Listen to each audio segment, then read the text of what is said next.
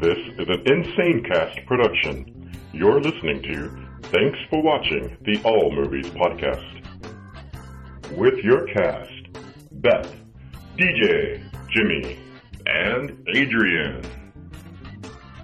And now, thanks for watching. Welcome everyone to Thanks for Watching episode 1825. We did it. Look at that. Yay! 25 episodes. Do you hear that? We're doing it outside still. Yes.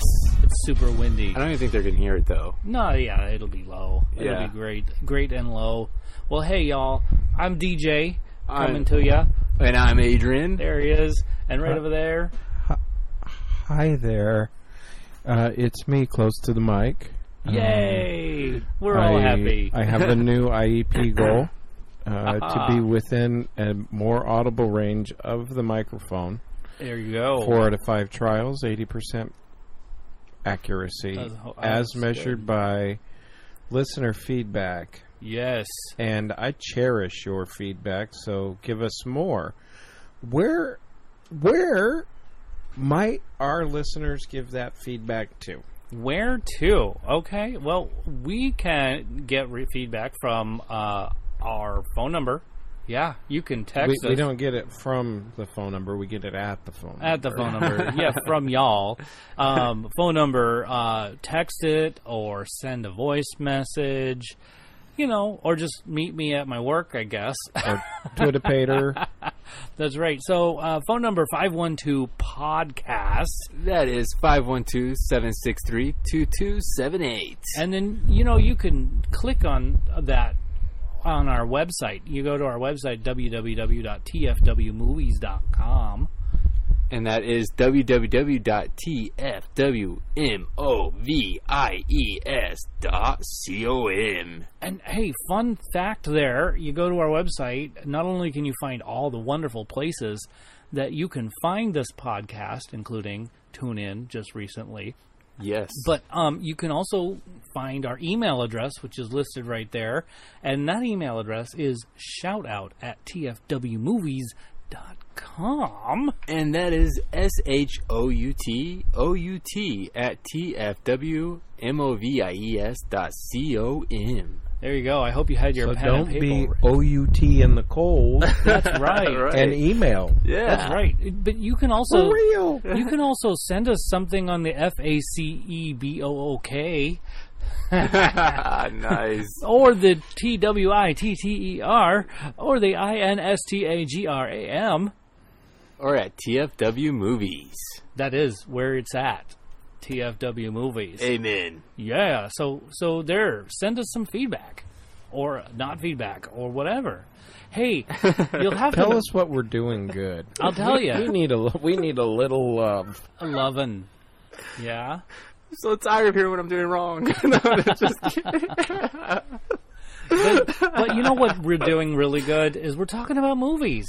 That's what we're doing good. Yes. A couple of things I want to get out of the way. So you notice Beth isn't here. She promised she will be on for episode 1826.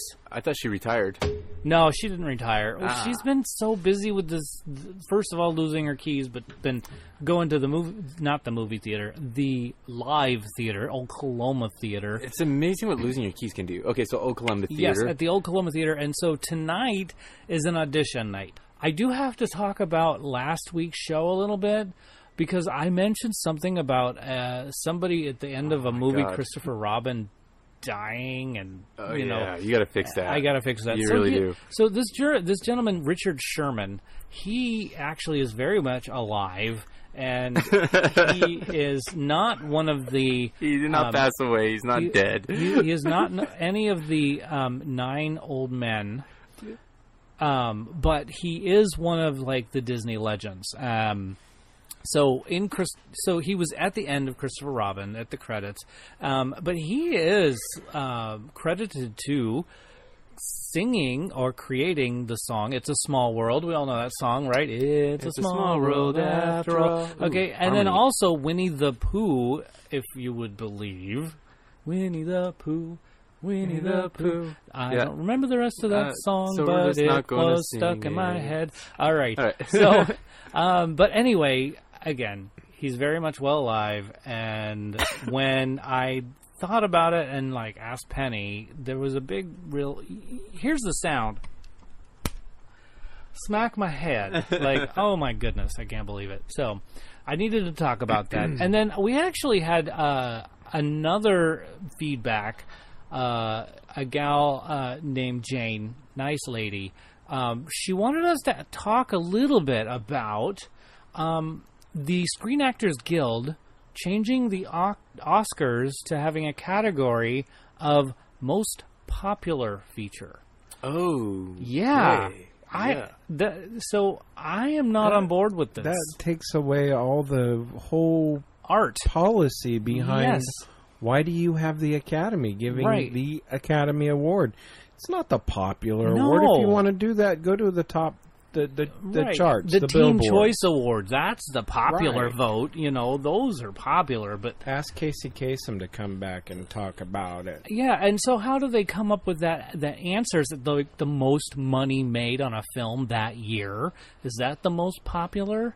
Because if that's the case, not necessarily. That's there's a false positive there. But then, so how is that artistic? I mean, is the artistic one like say the three Identical Strangers or Eighth Grade, those artsy films? Oh, okay. Are those going to be? I had to sit here and stare into space and think about everything you're saying, and but I agree with you now. Yes. See? Yeah. Yeah. So, but when you look at most popular, it's way too subjective. All the other categories, you can boil them down. Yeah. Yeah. You can say, here's a rubric for best director. Yes. Did the director present this screenplay in a clear, concise manner that people could understand where it was going when that was the point, and get you on the edge of your seat when that was supposed to be the point, and make a movie that kept you engaged? Yes. Well said. However, most popular, I mean, you look at box office numbers and people might be going and go, that was stupid. Right. Exactly. No one's gonna walk out of Eighth Grade because they paid for it. I can't wait till we get to more deeper into the show, because you're going to see more of that happening with some of these movies that we're bringing to the audience today. Yeah. So I that's just, I'm with you. I mean, first of all, the Oscars are really long already. Right. Why are you going to add an extra category to something that's not even necessary? And then you're going to have to do most popular foreign film. Right. Right. Yep. Most popular anime. Yeah. Oh my gosh. And then so the Oscars will just turn into the Olympics, and we'll have everybody for gets 2 an award. weeks. Everybody gathers around, and then everybody's like, "Crap, has it already been a year?" Yeah. Exactly. It'll be like World Cup. Yeah. I hope that they take that away. I hope they don't actually go through with this. I don't think. I can't see it being very popular. And the Screen Actors Guild, for crying out loud, they should... You know what's funny is I know I personally know one of their lead accountants for the Screen Actors Guild. Really? Yeah. Wow. How do you personally know this person? This person is related to me. No way. For real, by marriage. Whoa. That's cool. Okay. Well, we need to meet this person. Yeah. That'd be fun. Maybe we should invite him onto the show for that a would short be awesome. segment. Maybe he can explain. Yes. Yeah. That'd be cool. That's hopefully our listeners. I didn't even think about him until we got into that, and I'm like, what is the monetary or the financial or economic impact of adding another category? And I go, I'll just ask Bill. Yeah. Right. Ask Bill. Yeah. All right, Bill. See what kind of bills they make Bill? because of that. Sorry, I didn't mean to make fun of the name. DJ. But yeah, shame on you. I know. Just puns come out of my mouth. They can't stop. They don't stop ever. Well, let's punt. Okay. And, yeah. and move down the field. So I had the opportunity to meet up with Abby, because remember she was on the show. Abby-licious. What it was, number 1813, I think it was. She was in our teen years. Right. So I'll probably have to retract that next show after researching when Abby was on our show. It don't matter. But it was a marvelous show with Abolitious. Abby. But she really wanted to tell our listeners a little bit about Fallout. So here is Abby and me just talking a little bit about Fallout. That's Mission Impossible Fallout. Here we go. Hello, Abby. Hello, DJ. Welcome to Thanks for Watching. Woo, I'm so excited. We haven't had you in such a long time. Too long. What was it, 1813? Yes. Yes. Such a long time. We're on 1825 now. What? Time 1825. flies. Time just flies. It's gone. Crazy. So tell me, what was the last movie you saw? So the last movie I saw was Mission Impossible. Ooh. Is it Fallout? Fallout, yes. Yes, Tom Cruise. Tom Cruise. And everybody else, I can't remember their names, but they're really awesome. Simon Pegg. Yes, Simon Pegg. Okay. Ving Rhames. Everybody's in my room. Yes. Oh, and we just had a teacher walk into the room. Hello. And it's one of our active listeners, which is pretty awesome. That is pretty cool. Anyway, so she sits down and starts writing up some other sort of IEP that you can't look at. So stop looking at her computer, everybody. Okay, all right. I'm not. I swear. Okay. So tell us about Mission Fallout. I know we've already talked about this, but I want to hear your take. You know what? Tom Cruise. Tom Cruise is amazing. His physicality is amazing for a man his age. Definitely. Yes. He does his own stunts still. Crazy. Crazy. My friend was like, "Oh, this is where he broke his foot," and I was like, or ankle or whatever it was. And I didn't even know that much.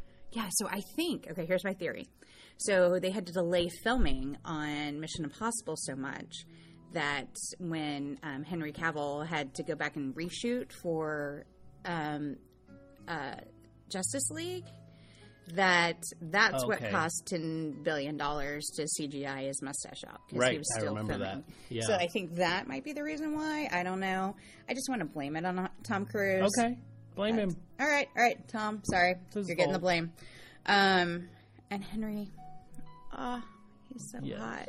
Okay. Yes, I enjoy, but I like him as a good guy, not a bad guy. Okay. And yeah, so no spoiler alerts. Everybody's seen the movie, They've right? all seen the movie. We've already had our spoilers, so they've heard it. Okay. I enjoyed it. It was fun. Lots of busy chase action scenes. Yes. Tom Cruise running reminded me of, what was it? The Rain Man? What was it? Forrest Gump? No, not Forrest Gump. Okay. It was the lawyer movie where in the trailers they showed this huge chase scene with Tom Cruise, and actually he was just chasing after his wife. It was a John Grisham book. Oh, back in like the 90s. Wow. Anyways, I was really disappointed that he was just chasing his wife and nobody was chasing him. But this time people are chasing him. I really enjoyed it. It was fun. It's a Mission Impossible movie. What was your favorite scene? My favorite scene would have been there towards the end when they fool both Henry Cavill and the other main bad guy. What was his name? Oh, I don't remember his name, but he played Superman, isn't that guy? Well, no, that's Henry Cavill, but the other... Oh, right. Yeah, that's right. No, I don't even remember his character name. I don't either. But he was bad. He was bad, but when Simon Pegg played him, they put the mask on, the 3D mask on him, and just totally played Henry Cavill. Oh, yes, amazing. that was awesome. Yes, that was pretty cool. Like, boom! Oh, I yeah. love Simon Pegg. But I really enjoyed it. So okay.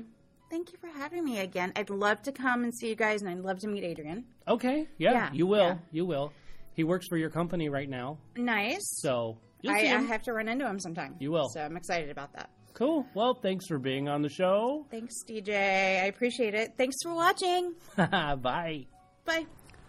Wasn't that great? I love how you just jumped in her car. I know. No, that was Abby. That was Abby was she came Blue Dianna. She's next, so we're going to talk about her next. Thank you for leading into that because that's what I was doing. Right, but we're not going to play that audio yet. Blue Dianna was hanging out at work, another place I know her from, and it was like 6:30 or something in the morning, and I was like, "Okay, time out, back up." What? Yes. what in the hell are you doing at work at 6:30 in the morning? You don't go to a place of employment unless you work at the airport or you own the place. Well, we have to be there at 7. Starts at 7. I'm the same as you. Like, do if you guys have 7, a union rep or what? We do, totally do. But I show up at 6:30. In fact, I've been talking to her. Anyway, that's okay. That's so horrible. so here's my point. I just sent her a text and said, "Hey, I really need to talk to you. You want to come and sit in my car, or do you want me to come over there, or what have you?" And I said, "Let me just come into your car." And she says, "Okay." And so she actually sent us an email, which was really good. I mean, it was a great email about the BlackkKlansman, that film. So I turned to her and I said, "Hey, I want you to read your email to us." And she did. And I'll play that when we talk about BlackkKlansman. So in the meantime, here's our rundown. Here's what we're going to talk about. We're going to talk about 3 Identical Strangers. We're going to talk about Spy Who Dumped Me. We're going to, again, I mean, just a little take because Jimmy went and got to see it.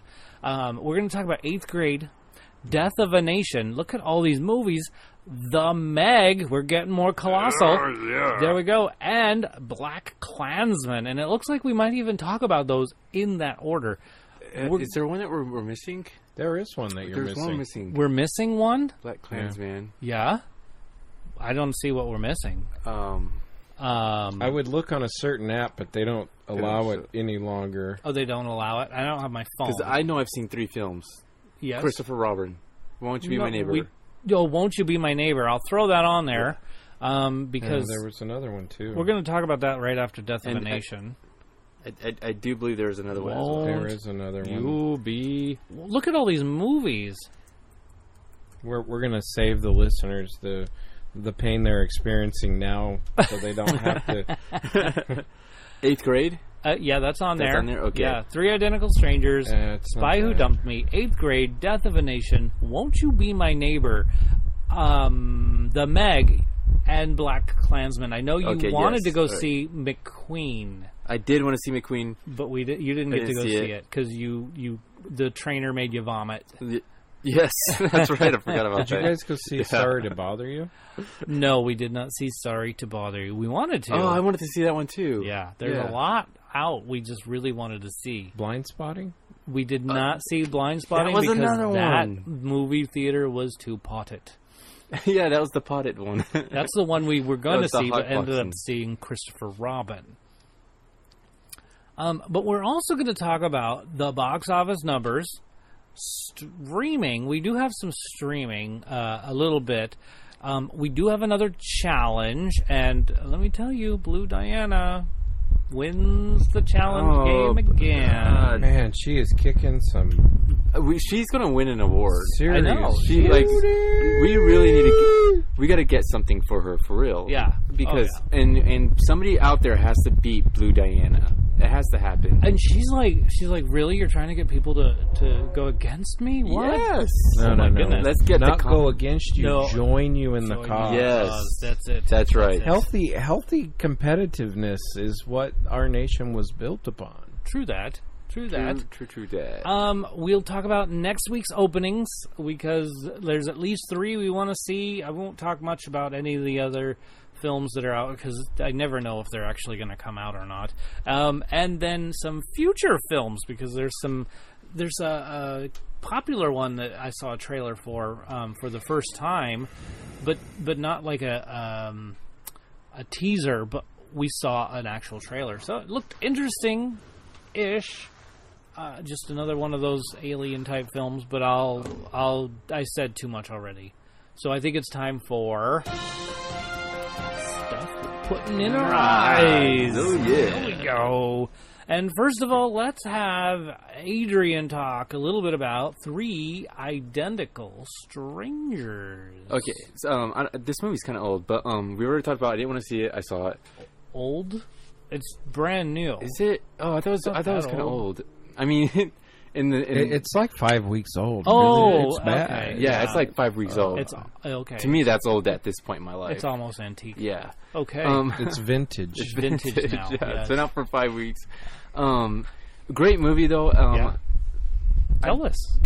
Basically about these 3 gentlemen that were science experiments, 3 twins. Were they in a petri dish or something? How do you have... I got a question. Maybe it's just me, but how do you have 3 twins?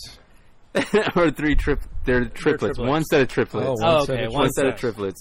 They all get separated by this government agency and sent out separately, and the government was studying them as a science project to see if traits are picked up biologically or by learned habit. Oh, okay. So nature versus nurture. Nature versus nurture. That's fascinating. Nice. Yeah. So scientists split them up. Yes. Wow. And didn't tell the biological mother this is happening, didn't tell the adoptive family that this is happening, so these people that adopted these triplets thought that there was only one of them. What did they tell the mom? Like she died? Or the kids died and weren't there anymore? They just didn't. The mom, it was a closed adoption. Oh, the mom wanted to adopt They wanted to children. adopt the children out. Okay. Yes, she was young, 18-year-old that got pregnant. So the mom gave the children up for adoption, sealed adoption, kids go to 3 different families. Families get 0 background as far as sibling group. Yes. Got it. And they, but they're all living within New York, so New York City. That's a pretty big place. Which is but back in the 70s, it was still a pretty big place. Well, so that was that would be what they would call their the thing that doesn't change. The age of Aquarius. Yes, the age of Aquarius, but also the constant. So they grew up in New York. Right, so, the controlled environment. Yeah. Yes. So the only difference was their parents. Now, was there a socioeconomic difference? Was one in a rich group, one in a... Oh, wow. Yeah, one blue collar, and then one not so lower middle class. Wow, okay. And then what about the third one? Because now you've got 2. What's the other one? There was a rich, there was a middle class, and blue collar. I don't know what's the difference between blue collar and lower middle class. They can be the same. Yeah. So economically, one was probably a little better on the edge of poor. Yeah. But and not only they took the kids from a set of parents or from a parent where there was mental diagnosis of an illness. A mental illness diagnosed. Got it. Yeah. Okay. They wanted to see if these kids were going to get the same mental illness, like depression or bipolar or whatever. Right. Which it ended up being really sad, so sad. So the movie started so great, so happy and loving, and you're so excited these guys found each other, and then it was just sad. So it was a tip.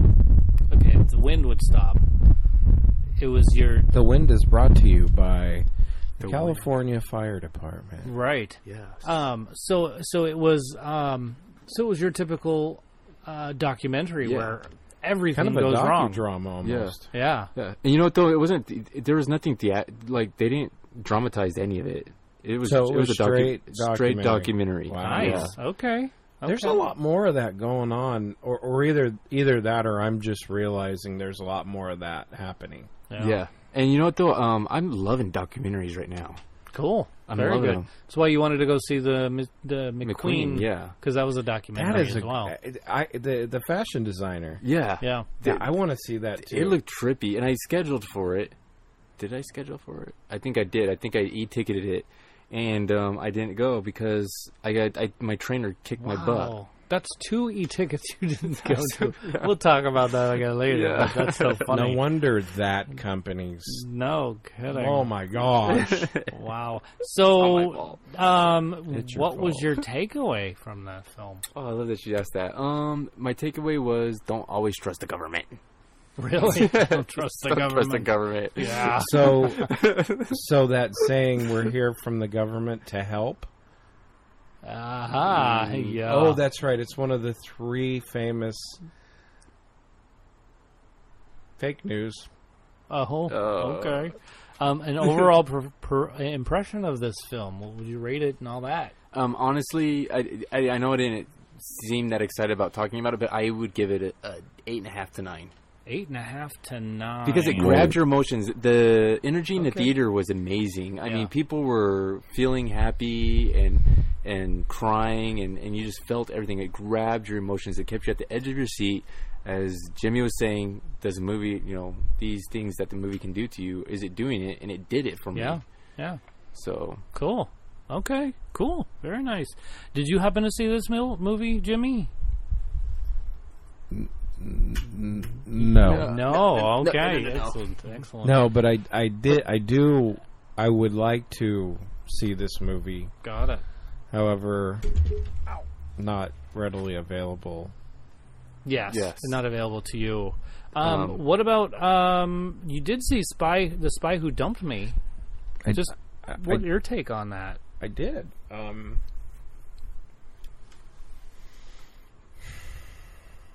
Foreshadowing. That was prominent in that film. Very much so. Lots of puns. I mean, if you went over a minute and a half without a pun, it was like, did they end the movie? Did we start a new movie? That part was pretty exciting. My wife laughed copiously. Good. I laughed copiously. We watched it in a theater where you could lay down. I did not fall asleep, even though I was super duper tired. So that meant it kept me engaged. What was your favorite scene?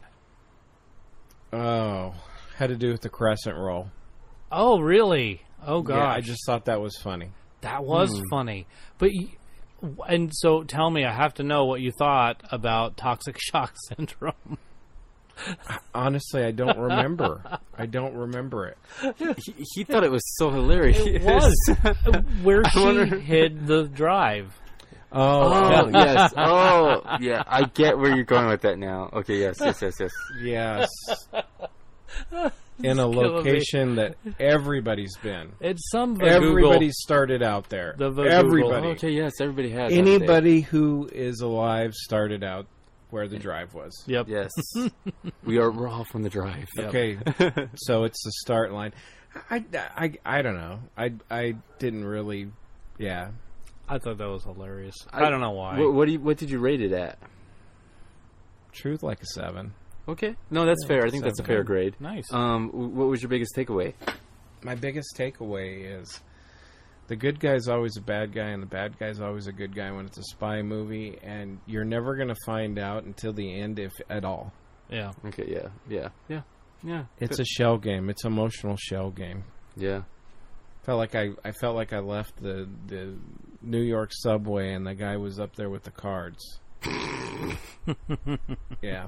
No, but it was funny. It was worth the time. May have seen it at a theater with three letter initials. Oh, yes. There's a hamburger in there if you rearrange the Big Mac. Okay. Like AMC, whatever. Oh, okay, yeah. Yeah. Okay, yeah, that's cool. All right. Yeah, that's good, cool. good flick. Yeah. I liked it a lot. Cool. Very cool. Nice. Well, how about let's move on to something not all of us liked. Was 8th grade. Oh my gosh. 8th grade. I don't Adrian, he's gonna act like he didn't like it, but I loved it. He really. I was on the edge of my seat the whole time. He almost hated it. Yeah, almost. It was almost as bad as I could imagine Mamma Mia. Really? Dude, I love you in like this way platonic, like bro way right now. Because I'm still not. I ain't gonna see it. The only way I'm gonna watch that movie is if my kids are watching it and I happen to walk in the living room. But I swear to goodness, unless I'm dying to sit down, I'm walking out. Well, I mean, I don't know about that because, I mean, if you were like, say, on the Oscar committee, you'd have to at least go watch it and figure it out. But I'm not. No, you're not. You're on a movie review podcast. You know, and like I told DJ, sometimes I see some of these movies for the review. Yeah, yeah. Not even for the enjoyment, but like that's how I went for 3 Dingo Strangers. I honestly went in for the review, and I ended up loving it. 8th grade, I thought there could have been a possibility, but I hated it. So what happens if you go and watch Mamma Mia, Here We Go Again, and you fall in love with it? I'm afraid of that. That's why I don't see it. That's what I'm afraid of. That's a legitimate fear. I think that there's probably some deep-seated reason for that we won't get into because we really don't care. Well, and I don't think our audience cares either. Aw. So, but tell us about 8th grade. What do you? Because I enjoyed it. I really liked this film, and I'm starting to understand. So, I don't know where to start with this one. Well, start with what was your take? We'll work backwards. What was your takeaway? Some directors really need to figure out how to get across a true meaning of what they're trying to convey. Right. Okay. Because I don't think you didn't catch the plot. You didn't see what. So the heck message was delivery was not effective. Message delivery was not effective at all. I think that it was overdone in some of it, and I think that. Tell us what you mean by overdone. Like the girl sitting, like she was like these kids were. Maybe this is what's going on nowadays, and I don't know it because I don't have kids. But they were sunk into their phones to the point of where they weren't aware of anything. I mean, is it really that? I mean, are kids really that sunk into their phones? Yep. Yeah, they really are. And they're like, even maybe I don't know. And how do I not know? So here's an example. I work in a school and I don't see this. At school there's. But literally, there's kids sitting in a circle like, Well, here's the thing, because I saw this film too, and one of the exaggerations is they're in the school auditorium, and you got the principal and you got some other teacher talking. It's almost like they just droned up on stage, which was not at all like any of the schools I've been at. When they're on stage, these adults, they're keeping those children pumped up. Yes, and so in this movie, from an adult perspective, possibly, but if you actually talk to the kids that can hear and process what they're saying, they don't all feel that way. There was no music. Right. There was no people talking. This assembly sucked. It was the worst assembly I've ever seen in my life. And that's how some kids feel because they look at their TV. Their TV. See, it's even a TV now. Their phone screen, they look at it all day. Whenever they have a chance, they're in there. Right. I mean, and I've seen this situation, and I have to tell parents, you know what, you got nothing there. Your kid won't pay attention, not because ADHD, it's because of a phone. Well, I don't know. I can't. So I loved the over dramatization. So did you feel like it was the point right to where it needed to be? So it was the over mediatized youth syndrome. Yes, absolutely. And there was is it possible, Adrian, that you felt a little bit ashamed at the fact how much time you spend on your phone? Did you feel a little guilt, a little good old-fashioned religious guilt going on? Maybe I was like, this movie's talking about me in such a horrible way. But and that was brought in the most caring way possible. Freaking millennials. No. I just are a I'm just sitting there watching it, and I'm thinking there wasn't a lot of action. There wasn't a lot of anything going on at all. So it was very dull. It was very, very dull. It was an actual story. So I think maybe that was the. And I have not seen this movie, and I don't plan on seeing this movie.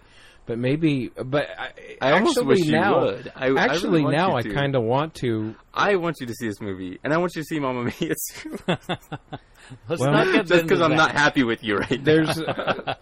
We're gonna issue a challenge to Adrian: wish in one hand and caca in the other, and see which one fills up first. Because I'm not going to see Mamma Mia until someone else buys it. And it'll be totally a weak point in my life where I sit down and go, okay, this is it. I got to do it. I'm taking one for the team. 8th grade, however, I may, because it might be the directorial discretion was how boring is life if you're constantly bored and glued to your phone. Yeah. Maybe that was the question. No, it was the awkwardness. I mean, think about the awkwardness of your youngest child. and how getting out into the world. I can't count that high. I know, I know, but getting out into the world, she's awkward and doesn't know what to say or do, and finally does, and she realizes how awkward she really is. It's just not awkward. It's antisocial. Right. But it's awkward. And there was this date at the end that I was absolutely weird. But I loved the boyfriend guy. He in a platonic way. Yeah, he played that part so over the top, awkward. And you know, it was good. It was okay. That was actually kind of funny, that part. Yeah, I want to know if any of that stuff really happened, like in real life. Yeah, like how the writer got the idea to write that part awkwardly. Maybe this movie was really made for his daughter. Right. I bet. And if I had to guess, he probably spent a little time on Instagram. Oh yeah, there was a lot of Instagram on this film. Yeah. There was another thing I wanted to say. The acting in this film, I don't know if it was genius or just really bad. Like, I couldn't tell if the script was written that way or if they were doing some ad-libbing that I think was not appropriate. But the father of this 8th grader, I thought was a little... There was this monologue that he had that he was talking about another person, a teacher talking about the 8th grader. And it just seemed like he was making up. It was like he was trying to say it through the teacher, but he was saying it. So it didn't seem like he was... That made zero sense at all. So did the monologue. It was... Are you talking about the monologue when they're sitting around the campfire? Yes, around the campfire. Sorry. That earthquake was brought to you by DJ McGee. A lot of earthquakes tonight. Right? So Dad is trying to make the daughter feel better, who just burned all of her hopes and dreams. Okay? Literally. Yeah. Literally. And Dad is like, oh, great. Well... honestly, you're a great person, and so-and-so says you're a great person. But the way he said that this teacher said, the way he said she said, well, anyway, it was just, it didn't seem believable. Superficial. Yeah, because the emotions on his face read exactly the same as the emotions that he was conveying to the daughter with himself and not with the teacher. So, like, I expected him to say, oh, the teacher is doing something different. Oh, you're the best daughter in the world, or best lady in the world. I expected something like that, because Dad was kind of goofy. So I expected him to do that, but he didn't. Well, sometimes parents have, like, those moments with their child that are serious, even though they're goofy. Right. But why am I defending this movie? I don't know. No, I don't know. It was stupid. But I mean, no, you're not. So you're right. I'm not. I couldn't. I think it was. I liked it. I really enjoyed it.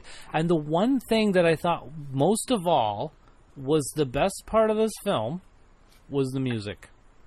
It was like this 80s techno music that just showed how awkward everything in this film was. I like that they played Enya. Yeah, that was nostalgic. Yeah, I think that it's Dude, not. I haven't even heard Enya come out of somebody's mouth for years. They played it that was nostalgic. I want just hearing Enya. Right. I want to say that they put Enya in almost every one of these movies. There was another movie that I was watching that they played Enya in. Yeah, I can't remember which. We can't escape it. Right. Enya's everywhere. Yeah. So, I think overall I'm giving this movie a 7 because I still liked it so much. Adrian, I think, is going to have to say something different. I don't know what. But it was so dull and so boring. I didn't relate well to it because I am not like the other millennials, and I'm not 8th grade. So And they're not even millennials. They're something else at this point. No, we don't even have their thing yet. Yeah. So I'm giving it, but there were moments that was funny, but there was moments that was really dull. The dull was 2. The funny parts were 7, so I give it a 6. 5.5. Okay. It's a very friendly 6. Wow. A fair 5.5. I felt bad for this girl because I saw the back of her neck a lot. She kept her head down while she was walking and stuff. I don't know if that was just because of a phone thing, but she was just... I think the director did his job because that left you questioning. Was it because of the phone or was it because she felt lonely? Was she lonely? Did she have a mental illness? Did she have a crick in her neck? Was she a hunchback? I think she just had a slump. That's the way I think. I'm like, the lady has a salon. She needs to get it together. She needs to see a chiropractor and get straightened out. Yeah. Right? I recommend go see it. Check it out. Maybe I will. Oh my goodness! If you're between the ages of 20 and 30 and you don't have a teenager, don't see it because you will be bored. If you're older and you have children, go see it. I don't have children. Yeah, but you have nieces and nephews and students and all that kind of thing going on. Oh, okay. I do too, but it totally reminded me why I hate working at a middle school. You don't hate working at a middle school. Oh, I don't. Dude, you come home and you're giddy as a schoolgirl. I don't work at a middle school. I work at a high school. That's much better. It is much better. The hormones have already the change is gone. Now they're just dealing with different hormones, which that could be dealt with by mom and dad and all that stuff. But yeah, 8th grade, no. The awkwardness and the weird growths and just and they stink. It's like you're working at an alien institution. I'm like, Area 51. Yeah, we just call that middle school. You know what? I agree with you on that point, and I wish that they would have because these kids in 8th grade they didn't look like real 8th graders. I mean, yeah, they looked at that age, but real 8th graders, they are dirty, they stink, they have dirty hair, their nails are dirty. You look at them and they're just disgusting. Yeah. Yeah. Anyway. Well, if there's any 8th graders, I love you guys, and I hope you keep listening. Adrian loves the way you stink and are grungy as fudge. Just take a shower and put on some deodorant, and I would like you a little bit more. And clean clothes. And if you don't, your clean clothes and your nails, your gross nails. And if you don't, there goes the nation. Yeah, right. Right? That's the death of a nation, right? This is why we got nothing nice. All right. I like that transition. Take it over by the power of conspiracy. Yeah. Death of a nation. Yeah. Wow. Tell me about that. Wow. And it's not the old movie about the Klan. No. Although we will have, probably right after this, Meg. About the Klan. Yeah. Because that would be a really good segue. Would it? It actually would, because in this film, the director was very artful. Okay. Lots of different concepts that I'm very familiar with that, I don't agree with them. I don't agree with the philosophy behind them, but I understand where they come from. And he sewed them all together expertly to make a point. And at the end of the film, I realized why he wanted to make this point. His point was that we need to take perspective on who's giving the information and why. Of course. And when people are pointing the finger and saying they're handcuffing us to XYZ policy, you need to look and see what interest they have in saying that. I found it interesting and thought-provoking, and I agree with some of what was said. If you have any aversion to the Holocaust, you have any aversion to not necessarily the concentration camps, but the death camps, and they point out that difference. Mussolini is in there with the black shirts. Abraham Lincoln is in there. Wow. They talk about slavery. They talk about some really, to me, they're not sensitive subjects, but they're very important subjects that we understand. Right. and taken in the context, it was actually really eye-opening. And the commentary or the discussion we had last week about what the parallels and differences was Abraham Lincoln divided a nation based on race and divided the nation on moral grounds. Yeah. And currently the nation is being divided again on economic grounds. Yeah. So it made a lot of really good points and tried to demystify, even though it's a media production, demystify some of the tomfoolery, right, and chicanery that comes with the media and their influence. But I will go see it again. Okay. To see what you missed. No. There was so much information. Yeah. I feel like I need to watch it at least twice. Got it. At least twice. And while I don't espouse all of the reasoning given, it's good to stretch the perspective a little bit. Yeah. So I liked it. I give it an 8. Okay. Thought-provoking. Yeah. Cool. All right. Yeah. What was your favorite part?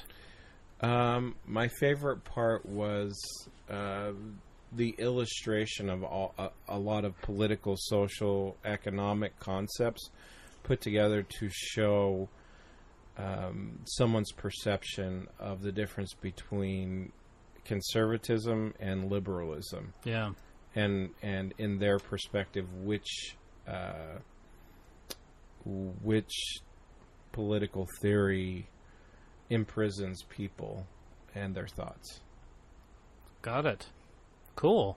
Well, I guess we could go into BlackkKlansman based on that. I think that was a great transition for BlackkKlansman. And it does talk about the Klan in there as well. So if you have any aversion to that, right, it draws some pretty clear lines between certain political persuasions and the Klan. Yeah. I thought it was pretty funny in BlackkKlansman that one of the things that they were saying is there was a congressman or whatever getting ready to be voted in and sworn in.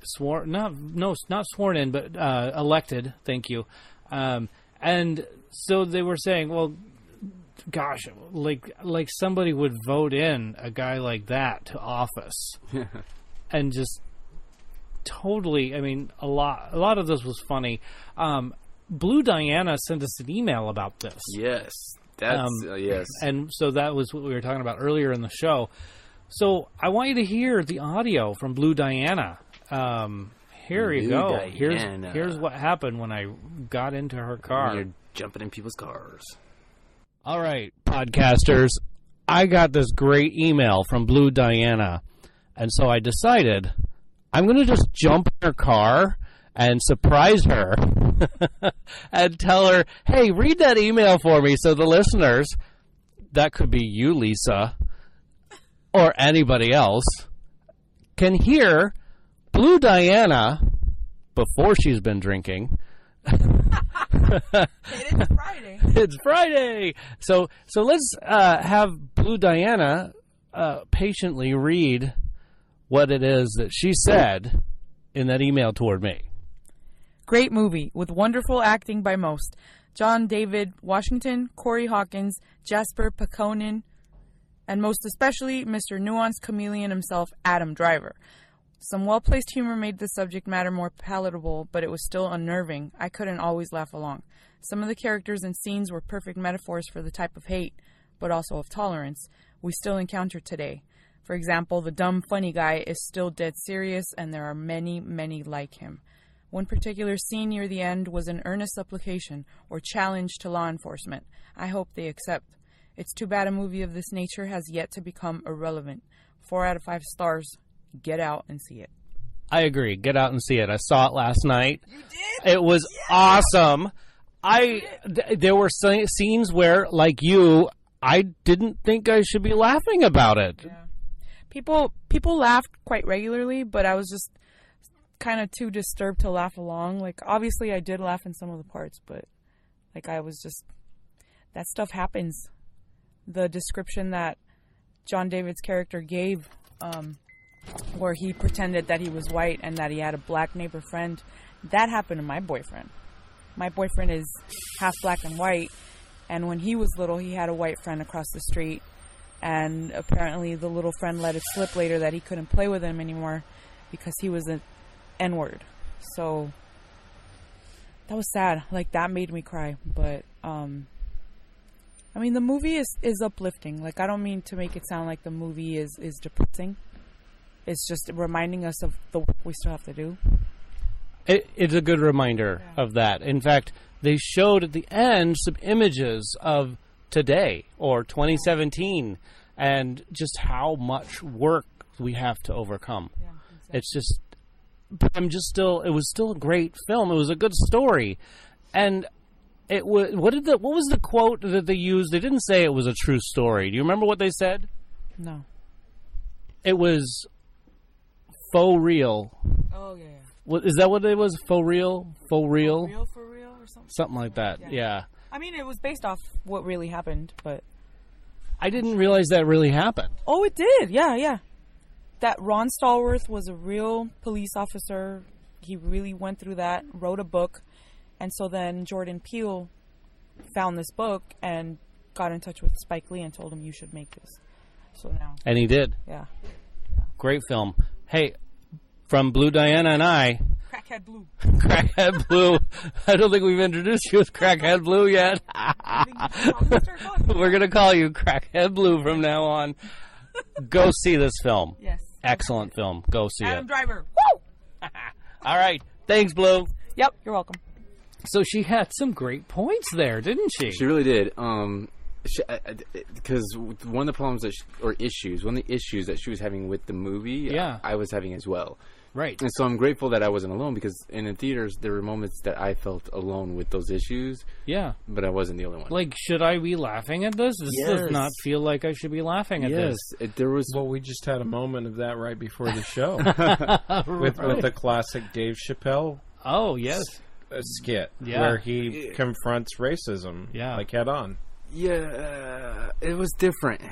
It was totally different. I don't know if it was different. It wasn't different. Yeah, I mean, it was the same. Because there were moments I was even just now, when we were watching that other thing, that I felt guilty. I'm like, oh, this should be funny. But with BlackkKlansman, I felt super guilty on when people were like, I was offended in some parts. I totally was. And you're not even white. I'm not even white.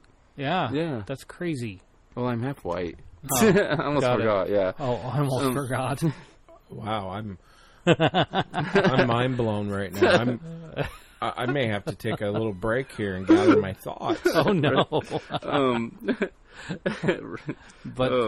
So how would you categorize yourself, or would you categorize yourself, or just human being? I don't even know at this point. I live in my own land. He does.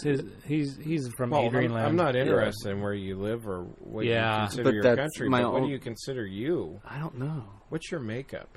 That's like a whole other podcast, I think. That's just Chanel number 7. There you go. There you go. That's it. So unique, but everybody knows. Yeah. Yep. That's it. But yeah, that was a great film. I think you should go see this film. What was your favorite? What was your favorite? Oh man, I know my favorite. Yeah, what is it? I don't know if I feel like it might be the same as yours. At the end of the movie, when Ron was on the phone with the leader. Okay. Yeah. That was my favorite part. I'm not going to give it all away. But it was the end. It was it was the end, when the very last scene when he was on the phone with Ron and the leader, and he hung up on the leader. Yeah. Favorite part. I almost felt like clapping. There was moments that I wanted to clap, and I was like, yes, thank you to our people. Yes.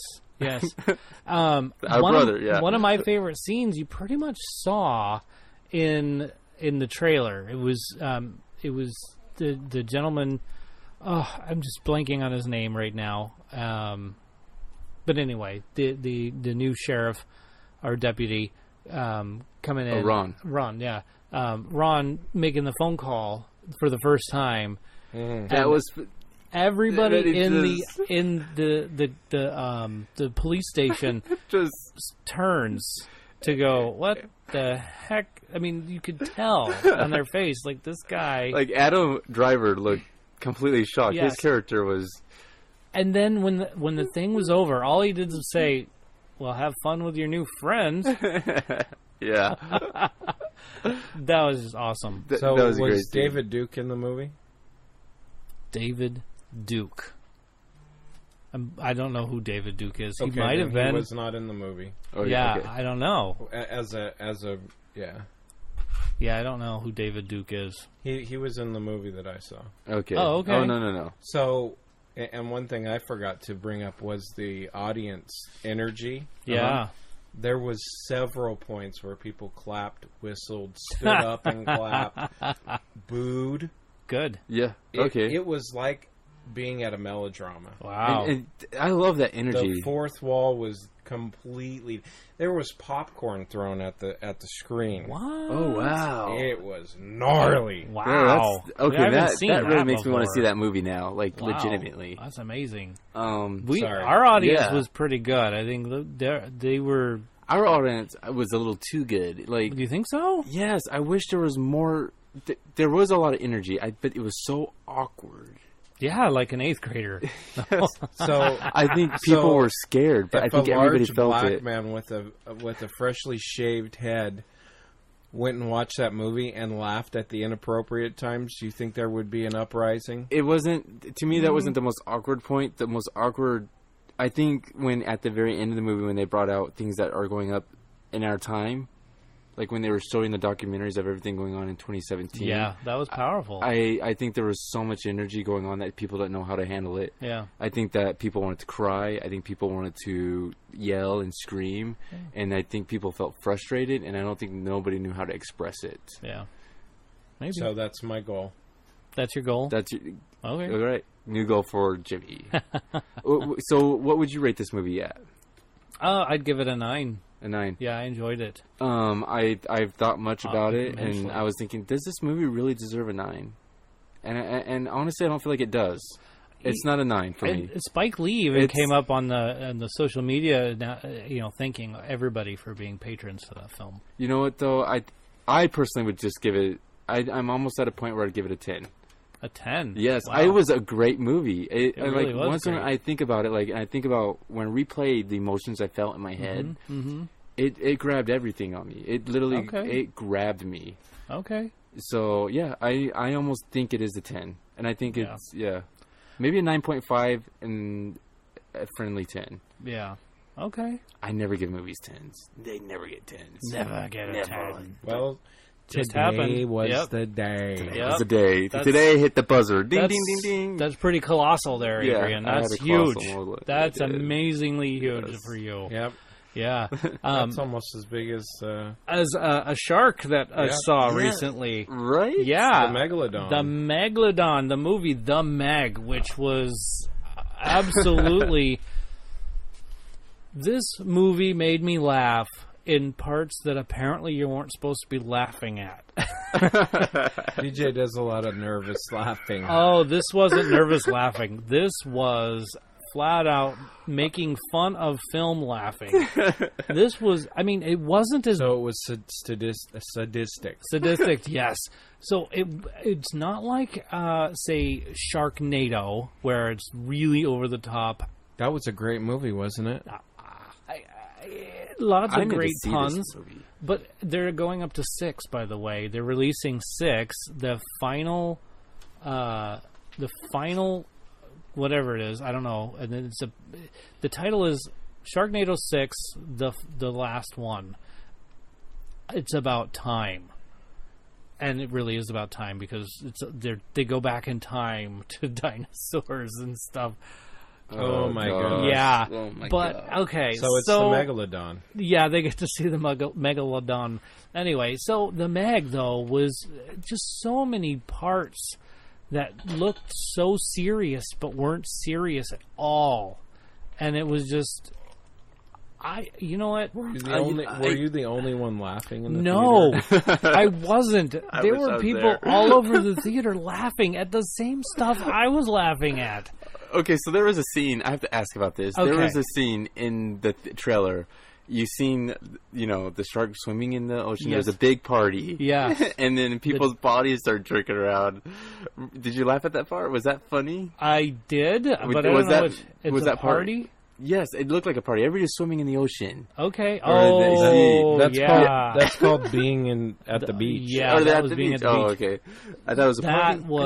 That was pretty good. Now, how a megalodon that big could get that close to the shore, I have no idea. That's totally unrealistic. And the CGI of the fin going across the ocean, just absolutely crazy. And, by the way, the only way you can capture this is... Or track it is by getting about 100 feet away, but we can't bring a boat that close, so you're going to have to swim right to it. I'm like... So why can't you get a boat that close? Well, I don't even know. Why don't you even get a helicopter in there and do it? Why are you even tracking this thing? Just go out and blow it up. I wish I saw this movie. Well, it was that part, folks, was not sponsored by PETA. No. It's a fictitious animal. I mean, really. Now, you can go online and find out if the fancy dog that was in the trailer, if something happens to that dog. DoesTheDogDie.com. So that's cute. I like it. It is pretty neat. So it does have sort of a volcano vibe, if you ever saw that one with Tommy Lee Jones. Mm-hmm. Yeah. Is that an old one? Old one? It's vintage. Like 80s? Oh, my gosh. Oh, Adrian. What? Why? What? It's not that old, and it's... Is it 80s? It's 90s. Oh, okay. It's 90s, and you can't say anything in the 80s is old. Okay. Were you born in the 80s? 88. See? Are you old? I'm pretty up there. Oh my gosh. Out loud. You know what? You're like a pair of underwear with no stripes. Oh, my God. You're so fresh and new. All right. In the comedy scale, I give this thing an 8. I thought it was hilarious. It's not at all. You can't take this movie seriously, even though they try. I mean, there was some pretty intense scenes where the gal's really trying to cry, but it's not. It's not serious. It's hilarious, and I hope they know about that or they think that, because I feel like that this is one of those movies that's going to go down in history as like Birds. No, it's not like The Birds. I just felt like Birds was so ridiculous. Classic. You think so? No. Birds Hitchcock, dude. Really? Alfred Hitchcock. Was that Alfred Hitchcock? Yes. Hitchcock? Yes. Alfred Hitchcock. So, yeah, that's... Oh, Adrian. Please, we love the listeners. This is the 12-year-old boy segment. Hitchcock. Right. Oh, my God. Okay. So... Jesus, help me, Lord. Anyway, so Blue got the challenge last week, by the way. No. So can I ask a follow-up question on the Meg? Yes, ask a follow-up question. Yes. How much did it clown on Jaws? None. Oh my gosh, I don't even want to see it now. None.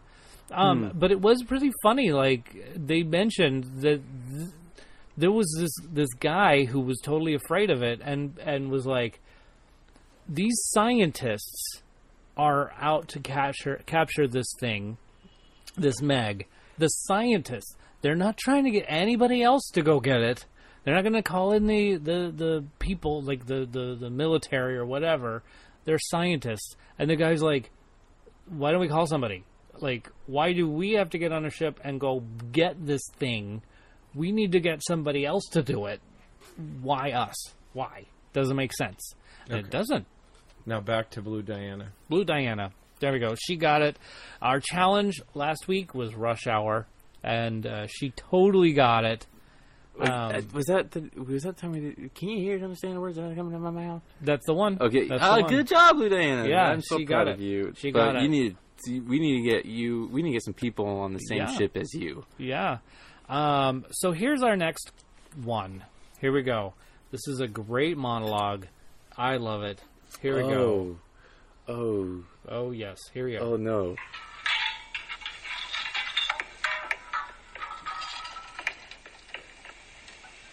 This is my new mop. George, my friend, he gave me this mop. It's a pretty good mop. It's not as good as my first mop. I miss my first mop. But this is still a good mop. Sometimes you just have to take what life gives you. Because life is like a mop. And sometimes life gets full of dirt and crud and bugs and hairballs and stuff. You got to clean it out. You got to put it in here and rinse it off and start all over again. And sometimes life sticks to the floor so bad. You know, a mop, it's not good enough. It's not good enough. You got to get down there like with a toothbrush, you know, and you got to really scrub. You got to get it off. You got to really try to get it off. But if that doesn't work, you can't give up. You got to stand right up. You got to run to a window and say, "Hey, these floors are dirty as hell, and I'm not going to take it anymore." When you said monologue, I got really excited. I thought it was going to be another one. Did you? I did. Oh. What did you think it was going to be? The monologue I've been wanting to do. Oh, you mean as a challenge? Yeah. Oh. But you know what, though? We can't do that monologue. It's not possible. It's not? No, well, I mean, one day it may be possible, but that is a... Oh. It's a... Yeah, it's a... Yeah. Yeah. I don't know what monologue you're talking about. I do. So Yeah, Jimmy knows. Oh, okay. Well, you have to tell me after the show. Maybe on a more adult, explicit version of this show, we can do that monologue. Oh, okay. Yeah. Well, okay. Not family friendly. Nah. Really? Yeah, it's a really good one. And you thought I was going to do that? I don't know. You know, sometimes I could say get this monologue. wild itch. Yeah, okay. And it's probably because I kept saying the word monologue last week, and then you said monologue, and then I was like, oh, he's doing the monologue that I was talking about. You didn't even tell me what monologue you were thinking about. Oh, my goodness. I remember it. Do you? Yeah, I think we even watched it, didn't we? We did. Yeah, we did. Oh, okay. Yeah. Wow. It wasn't DJ's idea, so... Well, I'm open to other suggestions. That was honestly. me picking on you. Oh, my goodness. Boy. So, streaming. You have Last Chance, Jimmy. Last Chance You. You. Oh, yeah. Last Chance You. All right, tell me about it. It's the third season of Last Chance You. It's about Division I football players, college football players who, for reasons of various flavors... You as in university. End up at a junior college to try to rebuild themselves so they can go back to a Division I team. Got it. And the last 2 years, the coach was just like the most passionate guy. A winning team, had a winning history. Like kind of Southern Baptist, good family guy. This year, it's a large bald-headed white man from Compton that grew up in Compton during the 80s. Oh, that's so long ago. You know, before they had... They did gangbanging with rocks.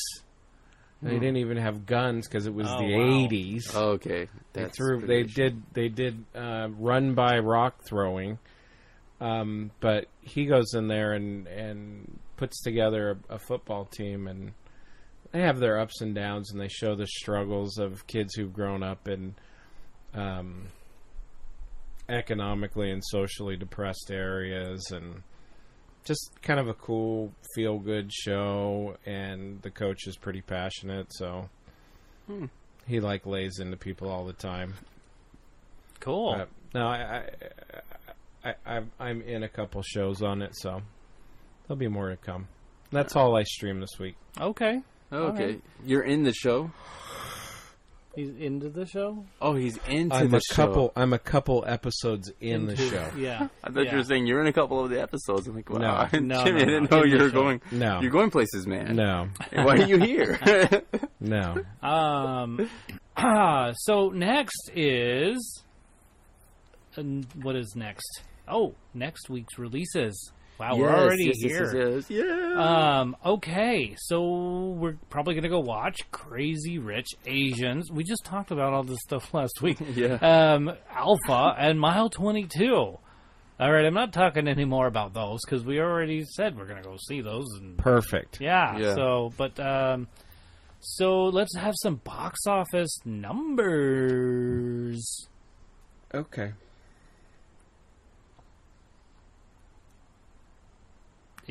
Oh, by the way, just to let you know, there's a movie on here that you did not mention, Juliet Naked. Yes. Oh, did you mention that? I didn't mention it. Are we not watching that one? That's this week? It's July 17th? Yeah, there's a lot going on July 17th. That may not come out. That's why I didn't mention it. Because that one's so... it's so independent. No, not as provocative, but independent that it may not come out. You also didn't mention... Did you mention Mile 22? Yes. Okay. I'm just making for sure, I think Juliet Naked will come out. You guys, there is someplace, there will be a theater playing Juliet Naked. I just know it. Yeah, there will be. I don't know where yet. I don't know where either. Got it. All right. Perfect. Box office numbers. With that in mind. Yes. I'm glad we got that out of the way. So I'm thinking The Meg won this week. What do you think? What do you think, Adrian? BlackkKlansman. Oh, I should have done that one first. All right, which one was it? Well, let's start at 3. Okay, let's start at 3. At 3. If you had to guess, what was 3? Christopher Robin. Yes, I'm going Christopher Robin on that one too. Yay! It bothers me with Disney. They don't ever put their budget, what their budget is, what their budget was. Yeah, they do that. It's because they make movies for fun and not money. Yeah. It might be on their 10K later. Yeah, it'll have to be on their 10K because they got to either show a loss or a profit and where they put the money. Anyways, 13 million. Okay. So their total gross... 50.5 million at this point. That's low. Wow. That's really low. That's very low. Yeah. Number 2, what would you guess? Well, it's either BlackkKlansman or The Meg. I'm putting The Meg on number 2. Are you? Yes. Okay. You're both incorrect. Whoa. It's Mission Impossible Fallout. Oh, I can see that. I mean, yes, a lot of people went and saw that. 19 million. Okay. It was kind of a slow week at the box office, really. Yeah. That's why we were able to see so many movies this week. Yeah, right. And it's in its third week. It's still 17 million shy of making budget. And number 1, BlackkKlansman. The Mag. No. 45 million. But don't worry, the Meg has a budget of 130 million. So, man, they're going to be hard pressed to hit that number. They went 130 on that. Oh my god! Yeah, they went CGI. No, it wasn't that great. Abuelitas on that one, mijo. Wow. There's no abuelita on that one. Oh, I don't even know what that means. God, my arm hurts because the stinking Meg. Wow. Meg. So what do you think between... Where's BlackkKlansman? It's not even on there. It's not in the top 3. I need closure. Is it 4? I'm not getting... Look it up.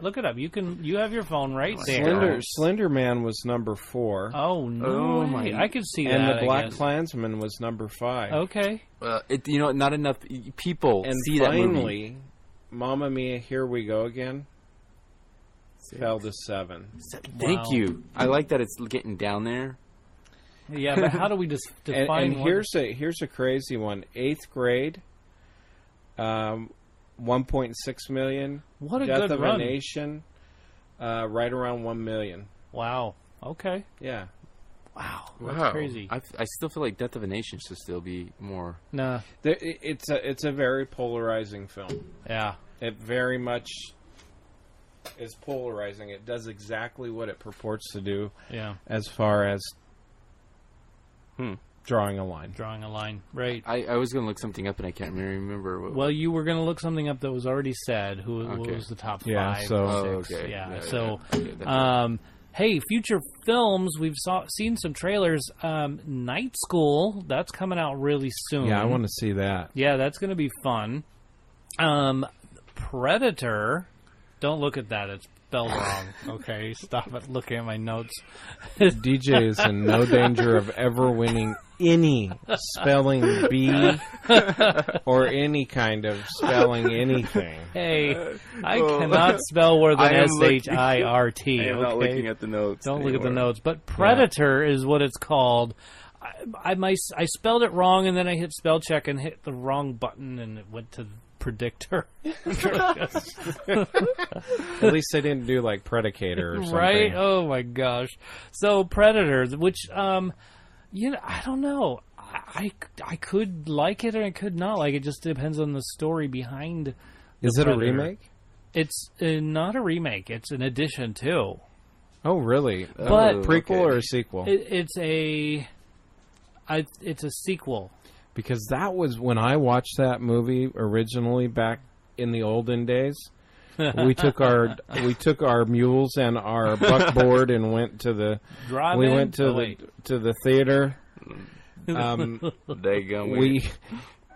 movie scared pants off of me. Yeah, that scared the bejeebus out of me. It scared me too, and it was just this thing can disappear. You couldn't see it. Yeah.